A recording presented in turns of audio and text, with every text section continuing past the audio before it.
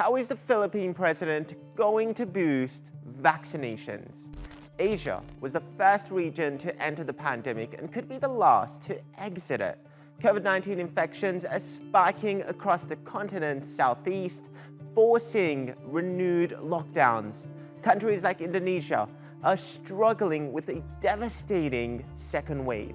The Red Cross is warning that Indonesia stands on the brink of a coronavirus catastrophe. Southeast Asia's most populous country is seeing infection rates rocket. Vaccination rates in Asia remain low. On average, only 6% of the population has received at least one vaccine dose. And the Philippines is fighting one of Asia's most stubborn COVID-19 outbreaks. Cases have topped 1.4 million, and in a country of 110 million people, only 2% have been fully vaccinated. Frustrated by the slow pace of immunization, Philippine President Rodrigo Duterte has his own plan. He has threatened anyone who refuses to get vaccinated with two options: get thrown in jail or an injection of Ivermectin, an anti-parasite drug used on animals. Otherwise, I will order all the barangay captains to have a tally of the people who refuse to be vaccinated. Kasi pag hindi, yung Ivermectin na para sa baboy ang patira ko sa iyo. Duterte also urged anyone who did not want to get vaccinated to leave the Philippines and go elsewhere, like India or America.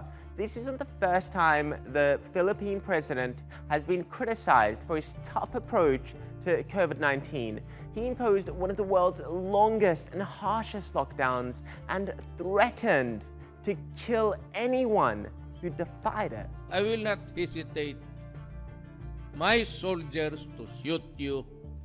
I will not hesitate to order the police to arrest and detain you.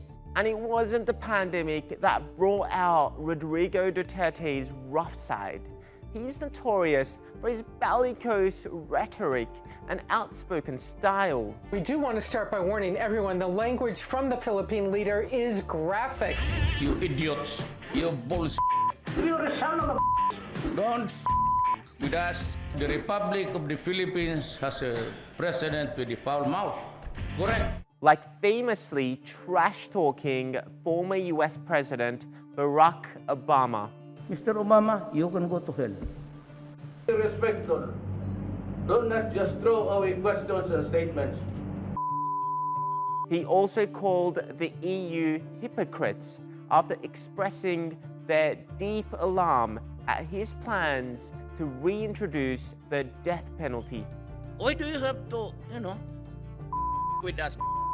Duterte has even admitted to killing people himself. I killed about 3 of them because there were 3 of them. I didn't really know how many bullets from my gun went inside their bodies, but it happened. In 2016, he swept to power on a reputation as a strong and decisive leader who would eradicate drugs, crime, and corruption. He launched a bloody war on narcotics and encouraged police and vigilantes to execute suspected drug users and dealers without trial. Duterte even compared his brutal campaign to the Holocaust. Hitler massacred 3 million Jews. Now, there's a 3 million drug addicts. There are. I'd be happy to slaughter them. At least, if Germany had Hitler, the Philippines would have. But, my victims, I would like to be all criminals to finish the problem of my country and save the next generation. Rights groups have condemned his heavy-handed tactics.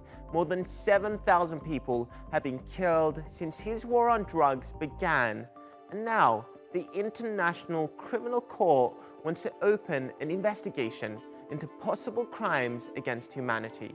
Duterte responded as he knows best. Why would I defend or face an accusation before white people.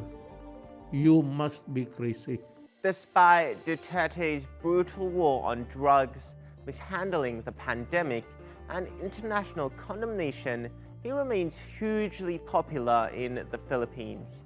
His reign will come to an end next year as the constitution prohibits him running for a second term.